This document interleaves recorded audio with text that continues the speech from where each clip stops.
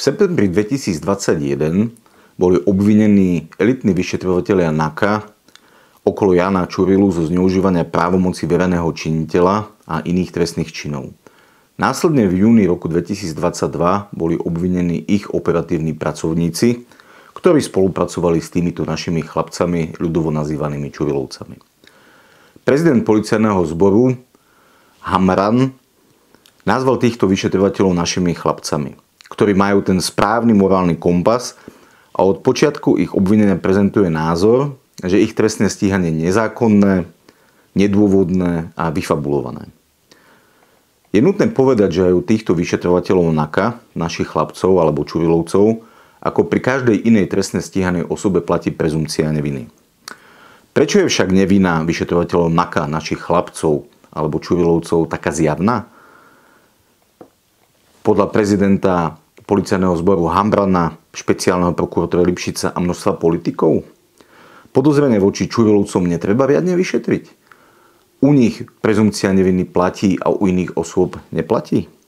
Máme na Slovensku nejakú dvojitú prezumciu neviny? Čurilovci sú proste aj bez riadneho vyšetrovania nevinní a iné osoby sú proste vinné aj bez právoplatného rozhodnutia súdu?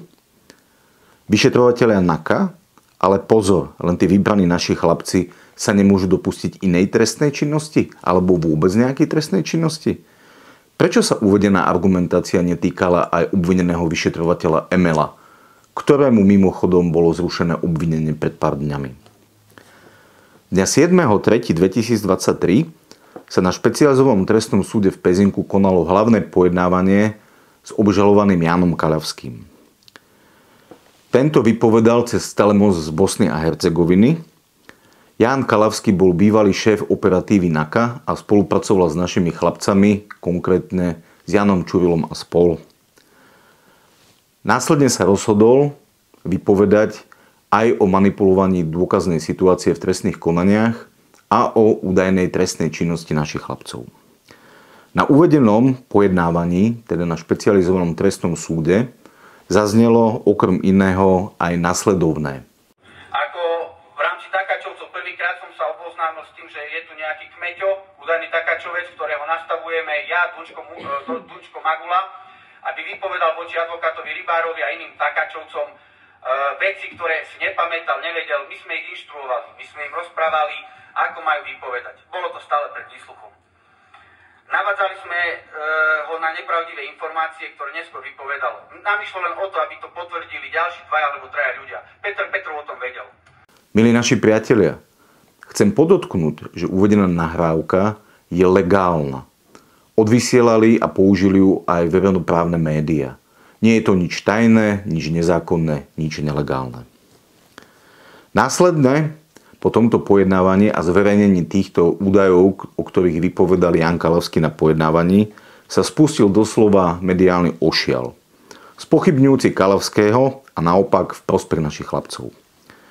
Dňa 15.3.2023 zorganizoval prezident policajného zboru Hamran ďalšiu tlačovku v prospech našich chlapcov. Celá tlačovka bola obhajobou týchto vyšetrovateľov. Čurilovci síce majú svojho obhajcu, avšak neoficiálne sa prezident policajného zboru pasuje za ich ďalšieho obhajcu. Základnou tézou a základným argumentom pána prezidenta policajného zboru Hamrana boli dve skutočnosti. Poukazoval na rozhodnutie Krajského súdu Bratislava, ktoré skonštatovalo nedôvodnosť trestného stíhania našich chlapcov. Tejto téme sme sa opakovane venovali v minulosti. Okrem iného poukazujem aj na náš status zo dňa 5.10.2022, v ktorom sme poukázali na právnu analýzu, prečo je toto rozhodnutie Krajského súdu nesprávne a nedôvodné. Milí priatelia, chcem vám však uviesť, že tvrdenia pána prezidenta policajného zboru Hamrana nemajú oporu v trestnom poriadku.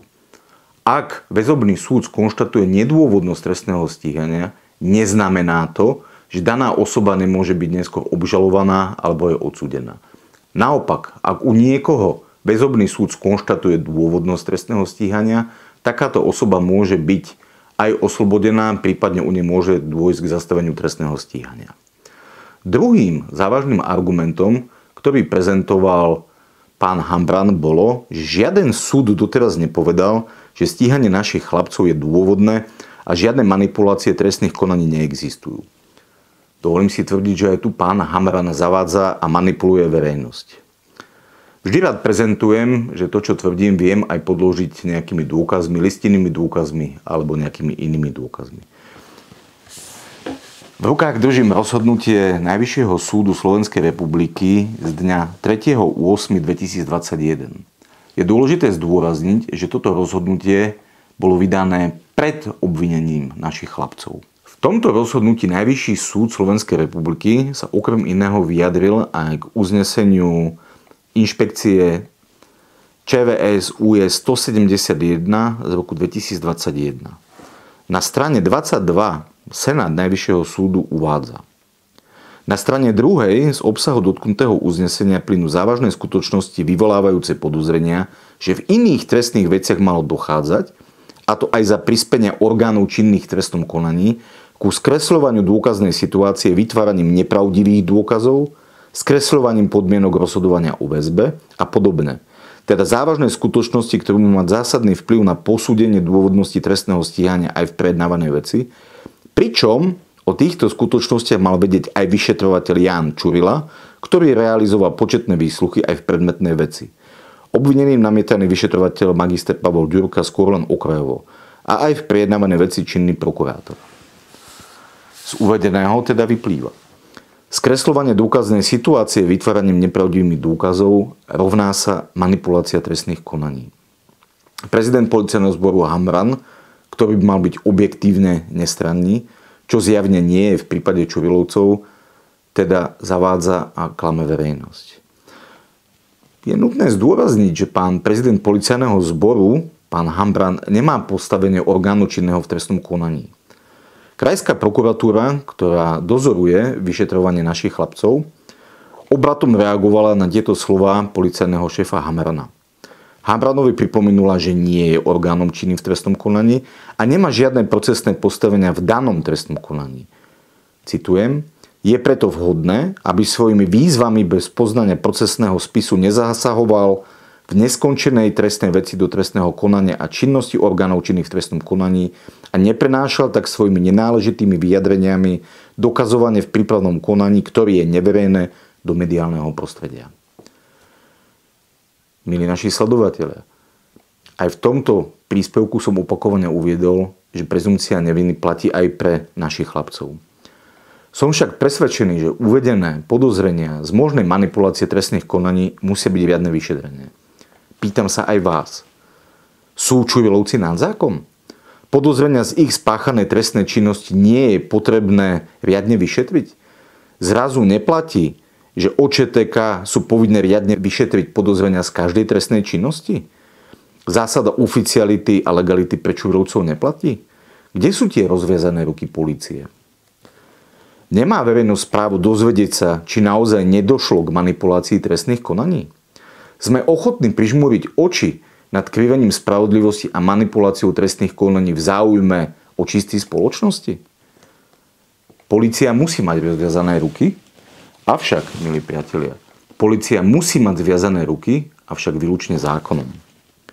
V hre totiž nie je iba trestné stíhanie našich chlapcov, v hre je dôveryhodnosť celej polície. Poprosím vás, v komentároch k tomuto videu vyjadrite aj k tomuto váš názor. Ďakujem za pozornosť.